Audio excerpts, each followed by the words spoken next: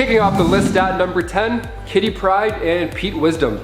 Scotland is a lovely place to fall in love. So magical, all the fresh air and the mountains makes your brain happy, you know? And that's exactly what happened to Pete Wisdom and Kitty Pryde. They met in Scotland when Black Air assigned them to help Excalibur on a mission, and Kitty at first hated this dude. I mean, he was smoking all the time, he was just a bummer to be around. She didn't trust him at all on top of all of that. So he was just like this mysterious smoking man that she was like, yeah, whatever. So she felt like she had to go on a mission with him, you know, to keep a watch on this guy, see what he's all about. And then of course she sees the soft side and falls in love. But there's of course the age gap, plus she was still hung up on Colossus. I mean, of course, who wouldn't be? The two of them hit it off for a bit anyways. That is until Kitty left to join S.H.I.E.L.D. and then almost cheated on him. Yeah, it got really close, like last minute, it was bad times. She tried keeping it a secret, but people, the truth always comes out and it always goes around. He left even though she begged him not to, so definitely a rough time with them too. And guys, just a reminder before we go to number 9 to go ahead and give us a super thumbs up on this video because it helps us out a lot in the studio. Thank you so much, you guys are the best. Now over to some brother and sister romances. Number 9, Scarlet Witch and Quicksilver. The twins are pretty close, naturally. I mean, one's a witch, the other has super speed. They're the coolest twins ever. And the two got a little too close though in the Ultimates. Yeah, we're trying to get that out of our brains and our eyes. So sure, this was an alternate universe or whatever, but you can't unsee some of this stuff. In the 3rd issue of the Ultimates, the Wasp is like, oh man, those twins sure do love each other. And Cap's like, why of course they do, they're family, haha. And then she's like, no dude, like he loves her, loves her. And then Cap gives this reaction, and that was a cool moment because you and Captain America both had the same exact face at the same time while you were reading. It's like you're in the book, how lovely.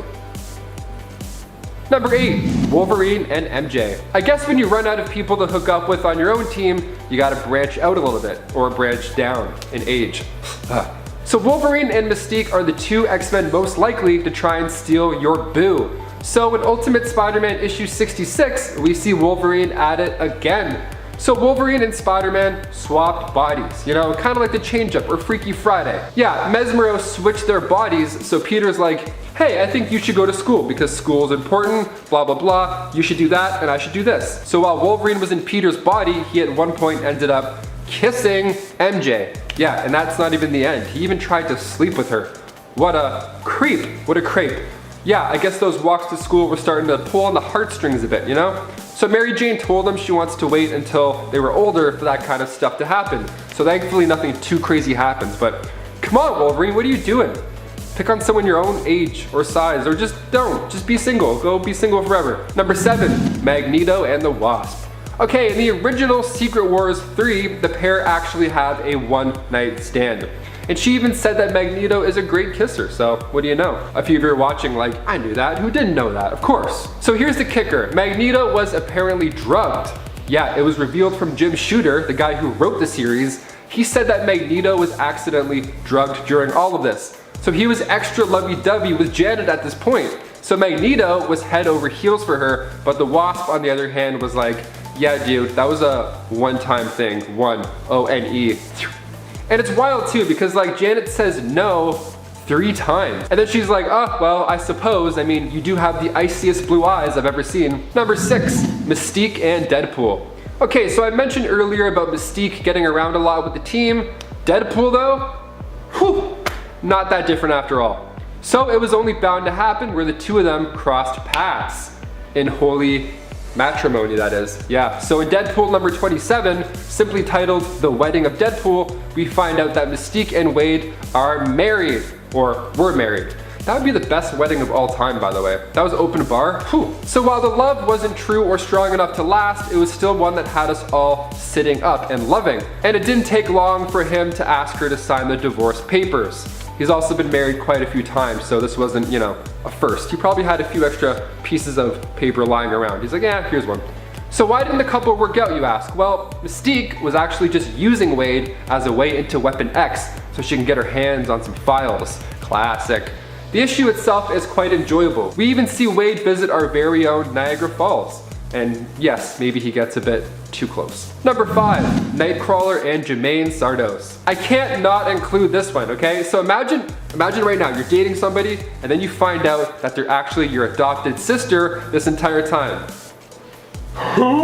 Yeah, that's exactly what happened to Kurt Wagner. This is the best. So Kurt grew up with Jermaine Sardos, right? He was adopted by her and her mother. And they of course became close, as most siblings do, you know, being new siblings if anything. But then things get amazing. So Kurt started to date a woman named Amanda Septon, and she turned out to be Jermaine in disguise. Yeah, surprise! Now normally when you find something like this out, you're a little thrown off. I mean, maybe you feel sick to your stomach immediately. I mean, I would assume, I don't know, that's my first reaction. Nightcrawler is totally cool with it. He's like, yeah, for sure. No, I'd be more demonstrative about it, but you know, I don't want to set a bad example for Kitty Pryde, you know? Number 4, Kitty Pryde and Colossus. Age is just a number, I guess. I mean, at least when it comes to X-Men hookups. So when the two first met in X-Men issue 129, she's said to be like 12 or 13 years old. They're trying to recruit her to go to Professor Xavier's school, and Colossus is like 18 or 19, we think, at this time. Now, in the Days of Future Past storyline beginning in X-Men 141, we see Kitty and Colossus married in the future. And that's another thing though, because back to the 14-year-old part, because that's the craziest point that I'm making here. They had their first kiss during a space mission, and right before they kiss, Kitty even says, "Gee, I wish I was older," and Colossus is like, And then he explains how serious he's being by kissing her. Number 3, Wolverine and Storm. Now, whenever Wolverine is in the picture, you know somebody is getting hurt, whether it's physically or emotionally. So Storm and Wolverine were always flirty, right? They were the cool kids of the X-Men. They didn't exactly get involved in a lot of the drama. Besides, Wolverine was way too into Jean Grey anyways, so his hands were quite full. Now, after a divorce, that's a tricky time to do stuff. I mean, even flirting with a coworker after a divorce, like the X-Men, that would just look worse than anything, right? That's like a no-go. You don't even look that way. The timing is just ill. So Storm divorced Black Panther, and then things got interesting. So Wolverine and Storm ran the Jean Grey school, and they hit it off. Now, the two of them could have gone on to become the best of lovers, but Wolverine lost his healing factor and started becoming reckless. So they decided to be better off friends. You're not immortal? Next. Swipe left. Number 2, Scott Summers and Emma Frost. Cyclops loves the telepathic types, so this exact scenario could get him in quite a pickle. So after Emma became Scott's therapist, feelings came out, you know? Getting in someone's head and all, that's what happens. And I mean literally in their head. Yeah, she used her telepathic powers to enter Scott's mind and help them get through past traumas. So naturally they get pretty close, but of course a bit too close. The affair happened in their minds, which is why this is one of my favorites on the list.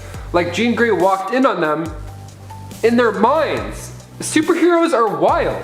Emma Frost pitches the situation pretty well. She's like, no, we'll be in a deep private thought where it's safe to explore these feelings without guilt. Sure, I have a dream where I'm even talking to another girl and I'm like, oh, I gotta tell her. Number 1, Juggernaut and Jen Walters. My favorite for last, you already know what's up. Uncanny X-Men issue 435, we see Juggernaut and he's just kicked Rhino's ass. So he gets locked up, and then here's where things take an interesting turn. He has the perfect chance to get away from this holding facility that he's being held at. So Jen Walters, aka She-Hulk, asks him all these pressing questions. She's like, hey, Kane, why the change of heart? I mean, you're a criminal, and you didn't just break this guy's neck into 7 pieces, and you didn't escape. That's suspicious. She thinks it's part of this master plan, right? I mean, fair, this act of kindness, saving the guard from Rhino and then willingly being detained again. She, of course, thinks it's a lie. Fair, we all kind of agree. And then they start to talk about baseball a bit, just chatting it up, you know, and then the final question comes in. She goes, what do you think about women's rights? And then he goes, and he smiles, and then it cuts to this next page and we get a very messy room after some messy deeds have happened. Yeah, windows are open too, just putting on a show. A very, very loud, very loud show. Coming in at number 10, we have Rays. I love when we start getting alternate universe stuff because that's when things really get crazy. You can mix and match and get all sorts of super combinations that you want. And in this case, we have Wolverine and Mystique getting busy and making a baby that has both their powers. Rays is the combination of 2 heroes to make one of the best spies of all time. Because the thing about Mystique is you can break into almost anywhere because of your ability to shapeshift, but you're at high risk of getting killed because you don't have any sort of protection outside of your hand-to-hand combat and skills with weapons. But then you mix in Wolverine's healing factor and some razor sharp claws, and you have a soldier who can sneak into any place and take out the competition like no one else on the squad. While Raze might not be the most powerful mutant of all time, you can't deny the utility and subtlety that someone like Raze could bring to the table. I don't know if Raze is a fitting enough name for someone who can sneak around and kill someone with claws. These should be called Badger, or Sneaky Badger, or Mongoose. Number 9. KYMERA. KYMERA is the daughter of Storm from the alternate Earth of 13729. The same reality that Raze hails from, actually, weirdly enough. The identity of KYMERA's father has never been confirmed, but many believe that she's the daughter of Storm's frequent love interest, Black Panther, which would be pretty cool, and I think is what we all want to happen here. We don't normally get to see what these two's future children would look or be like, so yeah. KYMERA is a mutant like her mother and first appeared in Wolverine in the X-Men issue 36. She was created by Jason Aaron and Ed McGuinness, and she possesses telepathic powers which allow her to communicate with and influence animals. She's also an expert tracker, which implies to me that she's either the daughter of Black Panther or possibly also of Wolverine. A reality where Wolverine is kids with both Mystique and Storm though seems really intense, so I'll just leave that in your mind. And before we get into our next point, just give this video a big thumbs up because that really helps us out, guys. Coming in at number 8, we have Megan Frost. I don't know what it is with Scott Summers, but it seems that he has a thing for telepaths, or they have a thing for him. I'm not sure which way the pendulum swings, but either way, he has a few kids via telepaths. This time, it would be him and Emma Frost who would hook up and make Megan Frost. Megan comes to the table with a host of powers from her parents. She's got her dad's psionic blast, and she's got her mama's telepathy. She also has a host of telekinetic powers, so it would seem that Scott Summers might have some hidden telekinetic powers in his genes because his other kids do as well. Now on the downside, Megan didn't get her mom's diamond skin, which is one of her most legendary powers, but she makes up for this by training hard in hand-to-hand combat to the level where she could knock out anyone who might be able to sneak by her telepathy and get within punching range. Number 7. Rogue. Rogue is the daughter of Mystique and Destiny. Well, adopted daughter anyways, but they were both definitely more influential in the raising of Rogue than our own biological parents, so I consider them more of her parents than her actual parents, I guess? They are her actual parents, that's it. Before she ran away as a teenager, Rogue was raised in a hippie commune by her father and aunt after her mother disappeared. After she'd left, she ended up being approached by Mystique, who was told to seek her out by her long-term partner, Destiny. Rogue joined the two of them and they raised her like their own daughter. While Rogue is super awesome and powerful, Mystique is rarely associated with the X-Men, which is why Rogue ranks so low on this list. Basically, she's paying for her mother's generally more villainous tendencies, which has also factored into her story in the comics many times before. Poor Rogue, and also honestly, poor Mystique. Coming in at number 6, we have X-23, the most famous child of Wolverine, and certainly one of the most deadly. X-23, also known as Laura Kinney, is the clone of Wolverine, but also kind of his daughter. It's a little bit of a weird backstory. She's a clone, but she wasn't grown in a tube like most clones are, or I think they are. I don't know a lot about science. But she was actually grown in someone's womb, so that pretty much makes her a baby like any other baby, but she was for sure a clone. Are you confused? It's comic books, that's just how things are sometimes. But she's got all of her daddy's powers, and she can cut you down faster than a Vitamix blender. She can show that she can be a prolific Wolverine replacement, since after Logan dies, she steps into the role as the new Wolverine and starts taking dudes out just like her old pa. And something very interesting about this character is that the first time she showed up, it wasn't actually in comics, but it was in the TV show called X-Men Evolution,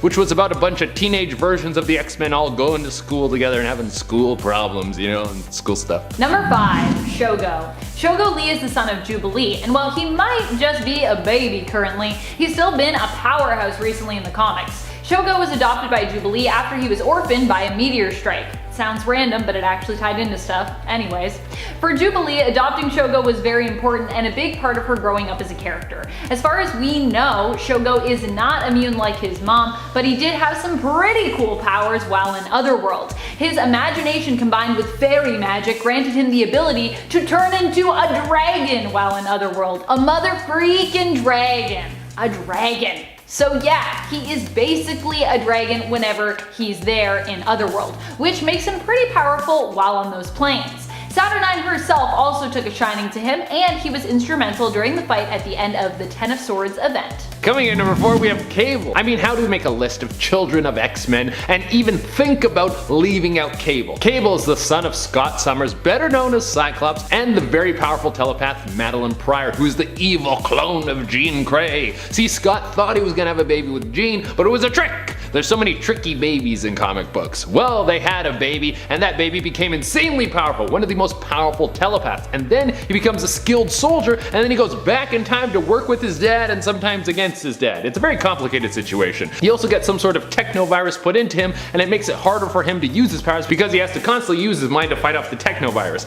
And he gets cloned, and his clone is evil and has no virus. And he's buddies with Deadpool. The two of them work together in a straight man stooge double act kind of thing. Number 3, Polaris. While some might think of Magneto as more of a villain and therefore not one of the X-Men, he has been a member on and off throughout his history and has even led teams both within and without the main continuity. His daughter Lorna Dane and himself have one of the most strained relationships of all of the X-Men and their kids. This has been highlighted recently and ultimately comes down to the fact that initially Magneto manipulated Lorna, keeping the truth of him being her father from her. Not a great start. Even when that fact was revealed to her, he still hadn't been the best dad, and Polaris has even called him out on this before in the comics, reminding him that he doesn't even really know her. Eesh.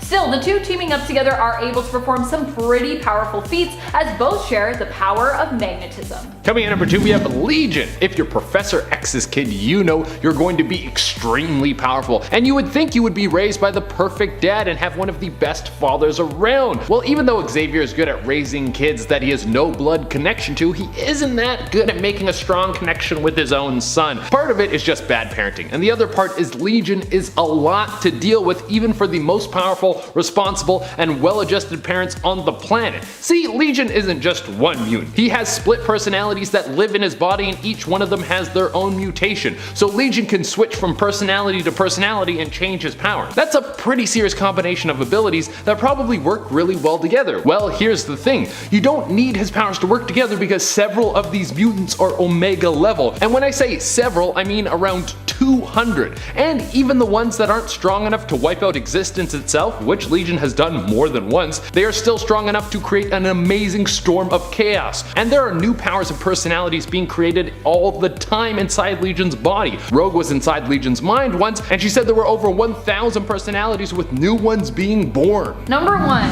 Daken. Daken is definitely one of the most iconic X-Men kids, I believe. Although, obviously X-23 is also up there. I'm sorry that I just dissed her by putting Daken above her. And he's a really well-known X-Men kid, despite the fact that he has major daddy issues. Daken is now all grown up and is currently part of the X-Factor team, but he has been all over the place when it comes to his alignment since he was first introduced in the comics in Wolverine Origins issue number 10. We've seen him as both a villain working against his father, even trying to kill him. We've seen him take on the Punisher alongside the Dark Avengers, acting as Osborn's assassin. We've seen him tangle even with the likes of Deadpool and be manipulated by the lovable and very unstable Mirth, but he's also acted heroically from time to time, and now seems to be more on the side of those things with X-Factor. Though, then again, Krakoa is a place for all mutants, so it's not like him being a bad boy would ever mean that he'd get kicked off the team. And when it comes to mutant bad boys, Daken is definitely one of the baddest.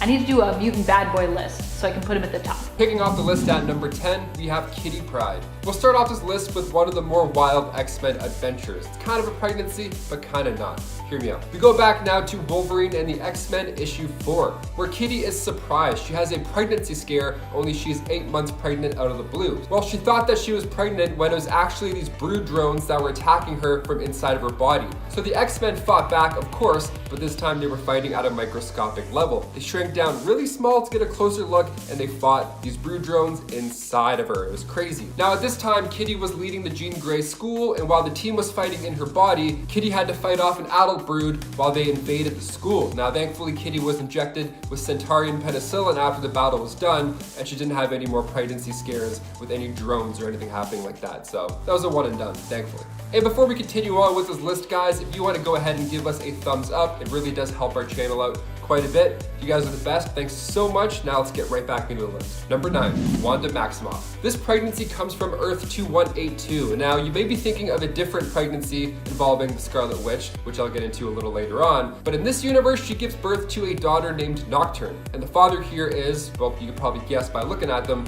Nightcrawler. She got her dad's looks, unfortunately, and Nocturne came to life in Marvel Comics with X-Men Millennial Visions, issue 1. She, of course, possesses the powers of both her parents, and it's quite the spectacle. She can blast off energy bolts just like her mother, and she can climb walls like her father. But what makes her even more powerful than her parents is that she also has the ability to possess others for 12 hours. Once that timer is done, the victim is just down for the count for the entire day. Talk about the hangover of a lifetime. Number 8, Mystique. This next one's kind of funky. Okay, so this kid was born and almost became president, basically. Yeah, so Mystique and Sabretooth, 2 iconic X-Men characters, had a son named Graydon Creed, which sounds evil right off the bat. But basically at this time, Mystique was posing as a spy and she seduced Victor while he was in Germany on a mission. So when Mystique gave birth to Graydon Creed, he didn't have superpowers or anything like that. No, instead he was given up for adoption, where Mystique would then keep an eye on him from afar. Now, it wasn't until he found out who his true parents were and that he learned that he'd been abandoned until he started to become a villain and despise the mutant community. Rightfully so. I mean, you got a fair point. Growing up to form a group called the Friends of Humanity, which isn't as friendly as it sounds.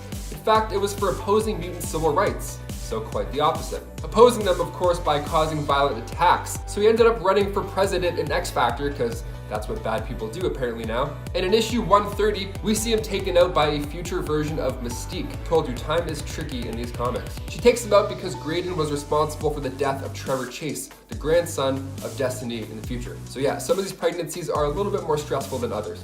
Number 7, Emma Frost. This alternate reality introduces us to Ruby Summers, the daughter of Emma Frost and Cyclops. Her first appearance was in X Factor Special Layla Miller issue 1. So meet Ruby Summers. She lives in that same cruel future where Bishop was born. Now, this Sentinel-controlled nightmare of a reality is not an ideal place to live. So there and her much older father ran the Summer Rebellion, where humans and mutants came together to make a stand. Now, Emma's never seen in the comic because, well, she wasn't alive when the story began, but Emma was still being talked about and missed dearly by Cyclops. He's just sitting on a bench looking out at the water, all sad and Cyclops-like.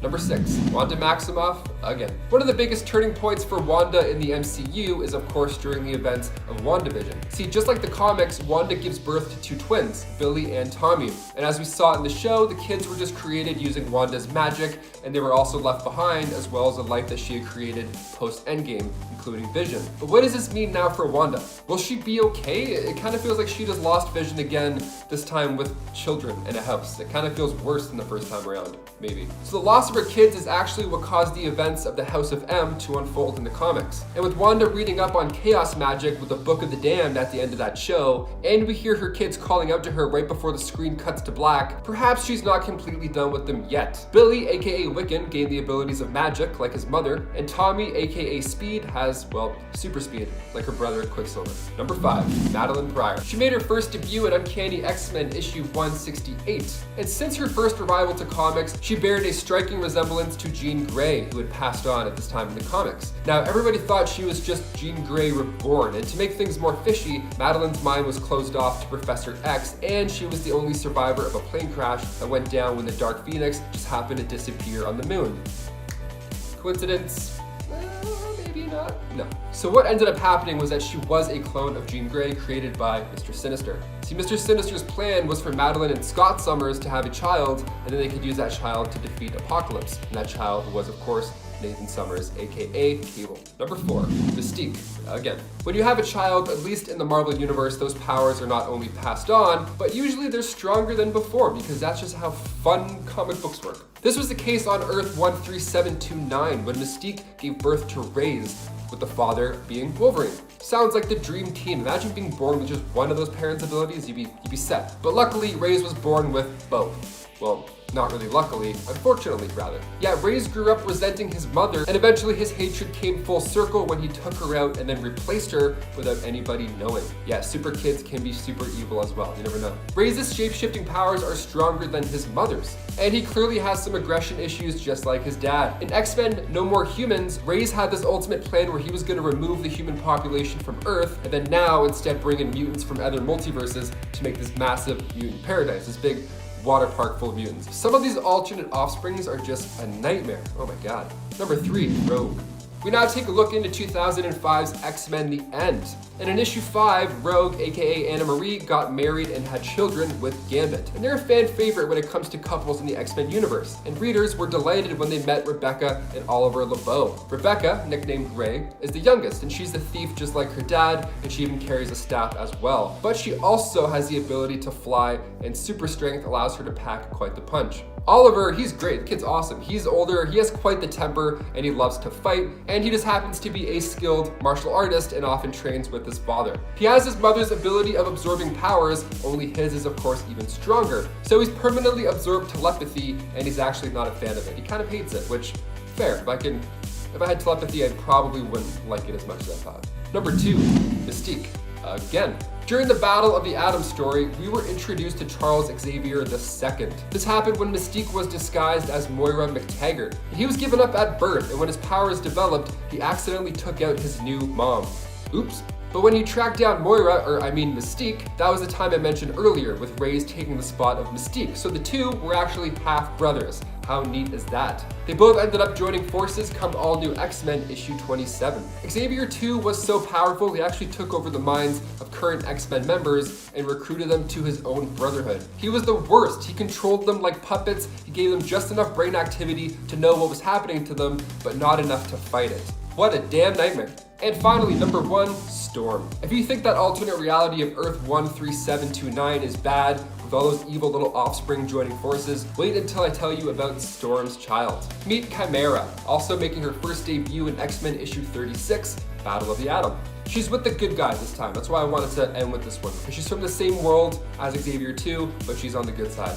Thankfully. KYMERA is the daughter of Storm, so she obtains the ability, of course, to manipulate the weather, and she too can make it rain. She can also influence animal behaviors psionically. That plus her super sense of smell allows her to track just about anybody. It's about time we get someone on the good team in this mad world. Number 10, Kitty Pryde and Star-Lord. This is one of those relationships where there was really no reason for these two to be together. Really. It's just so random. Star-Lord is cosmic, Kitty is an X-Men. I'm not saying the X-Men never go to space, because they definitely do go to space a lot, but it seems like these two only got together because they happened to meet one another in space once. Then they began a long distance relationship. From there things got more serious and eventually ended up with Kitty joining the Guardians, accepting Star-Lord's marriage proposal, but later deciding her and Peter just weren't meant to be because, well, he couldn't prioritize their relationship while also ruling Spartax.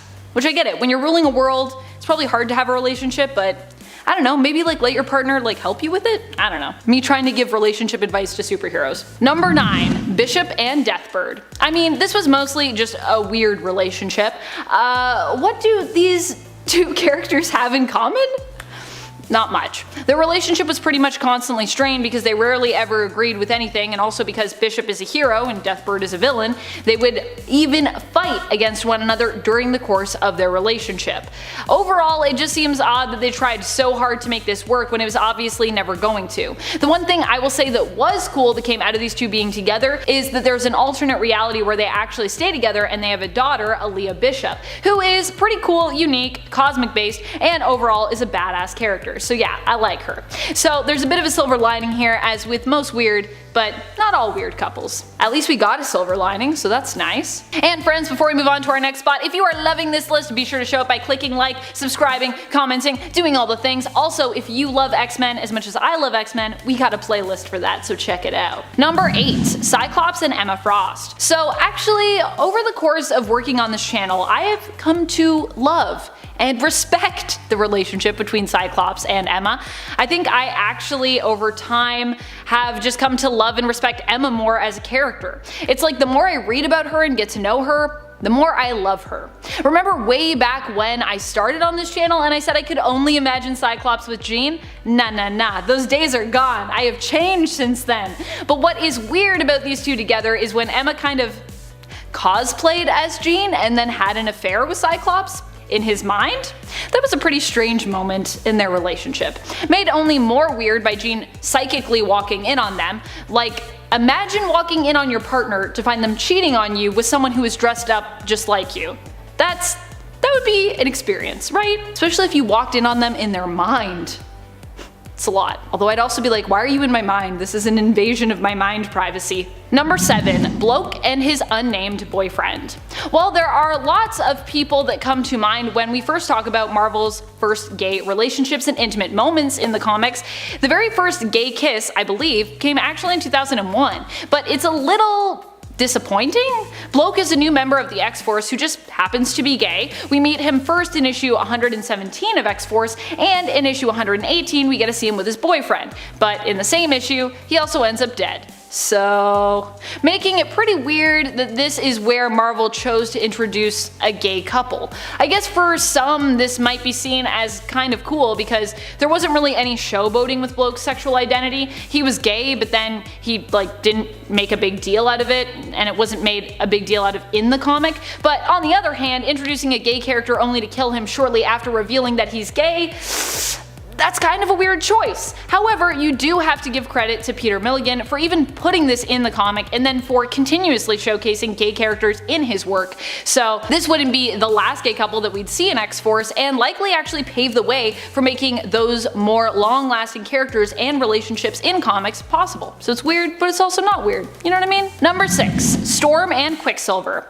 Say what? When did this happen? Or more importantly, where did this happen? This is a relationship that comes to us from the universe of Earth 295, also referred to as the Age of Apocalypse. Storm and Quicksilver might sound like the weirdest couple ever on paper, but you have to remember that both characters were different in this universe. Quicksilver was much less of a brat here, as in Age of Apocalypse he lost his sister quite early on, and this was also a much more apocalyptic type reality, which meant more was demanded of him. Storm was still her badass self though. I don't think there's a reality that exists where Storm is not a badass. Number 5. Rogue and Sentry. This one is only half of an X couple, but it's so bizarre I had to bring it up. So you're welcome? Back when Sentry was retconned into existence, it was also heavily implied that he was Rogue's first. And all because he was the only one who could touch her. I have so many questions. And I also feel like we need to stop putting Rogue in relationships with people simply because they can touch her. Physical intimacy does not a relationship make. I know that it's probably been hard for Rogue not being able to touch those that she loves, but that shouldn't mean that she falls in love with someone just because she can touch them and they can touch her, right? Which is definitely what is implied happened here when the subject is brought up during Sentry's funeral and she runs off in tears. Poor Rogue. For so many reasons, poor Rogue. Number 4. Husk and Angel. Husk and Angel are a couple that I have a lot of feelings about. The weirdest part of this relationship that most people point to is the age difference and the difference in experience between the two. Warren is a full-on adult and one of the original X-Men members. In other words, he's older. Whereas Husk is a teenager. I think she was like just 19 or 18, so technically an adult but still pretty young. Still a teenager, so like an adult but a teenager. Young adult. There's also the fact that Husk was this weird rebound for Angel where he claimed he was going to love her forever, but it didn't really last past Chuck Austin's run and has never really come up since, I don't think. He had just gotten out of a lengthy relationship with Betsy Braddock, who was going by Psylocke at the time. It was just an awkward relationship, and if you don't believe me, take a look at the time Husk and Angel made up after an argument by getting intimate in the sky above Paige's mom and the X-Men. Yikes. That was a thing that happened. Number 3. STACY-X and Angel. And if you thought Paige and Warren were weird, I have one that's even a little bit weirder perhaps. STACY-X is a mutant who can affect the way you feel, making you nauseous, dizzy, or even really good, using pheromones. She worked for a time at a brothel using her mutant powers. That brothel got attacked by an anti-mutant group and burnt to the ground, so STACY-X reluctantly at first decided to join up with the X-Men, who would help to confront the group that targeted her workplace. She ended up developing a pretty epic crush on Angel, to the point that although she knew he was already taken, she sent him a video of her jumping rope naked. This never really led to a full-on relationship, but it's so wild I had to include it. Also, apparently this is a thing that people do. People on Twitter told me this is a thing that people do. I'm not sure if I fully believe it, but apparently it happens. Also, I love STACY-X, but she is so weird. Like, who sends someone a video of them jumping rope naked? This is a real thing? This is a real thing? What's happening with the world? What are we doing with our lives? STACY-X must have some amazing inner confidence and self-esteem, and anyone that's done that to send those videos. I love that confidence, I will say. Love yourself, love your body, jump rope naked, I don't know. What are the takeaways from this list? Number 2, Madeline Pryor and Cyclops. I mean, I have to talk about this one. I have to talk about it. I don't have a choice. Madeline Pryor is the clone of Jean Grey created by Mr. Sinister so that he could engineer the perfect mutant offspring, or just the perfect mutant if you will, after Jean's apparent death. Cyclops would meet Maddie and fall in love with her because, well, she reminded him of Jean, probably, although for some reason no one ever thought this was super suspicious or weird that she was a 1-for-1 copy of Jean. Just a coincidence, they thought. Nothing to worry about, they thought. Well, turns out it was something to worry about when Jean Grey reappeared after Scott and Maddie had their first child together and were married, and Cyclops decided to leave his family to go adventuring with his fellow mutants once more. This ended up driving Maddie crazy, unlocking her true psionic potential and causing her to make a deal with demons. Because that's what happens when someone leaves you. She would go on to have an affair with Scott's brother Havoc and become a frightening mutant-based supervillain. So, not your typical fairy tale ending for these two. Number 1, Scarlet Witch and Quicksilver. And if you want to get into more awful stuff from the universe from whence this relationship came, be sure to check out Worst Things from the Marvel Ultimate Universe. That's a series of videos we did, and yeah, there's a lot of stuff that happened. I got a lot more things to share with you. Yes, on the Earth of 1610, also known as the Ultimate Reality, Scarlet Witch and Quicksilver were a couple. And yes, they were still brother and sister. And it could be possible in this reality that Wolverine, who saw them getting intimate together, was even their father. It was probably still Magneto though, but it definitely doesn't make any of this better. It doesn't make it better. I mean, I don't know what you could do to make this relationship better. Either just don't have it happen at all, or have these two not be brother and sister. Or at least make it so they didn't know that they were brother and sister and this was some kind of awful, twisted mistake. That might help, but no, they knew. They were into it. People joked about it, and then it was confirmed as being a thing in the Ultimate Comics. On behalf of 1610, I'm very sorry about that.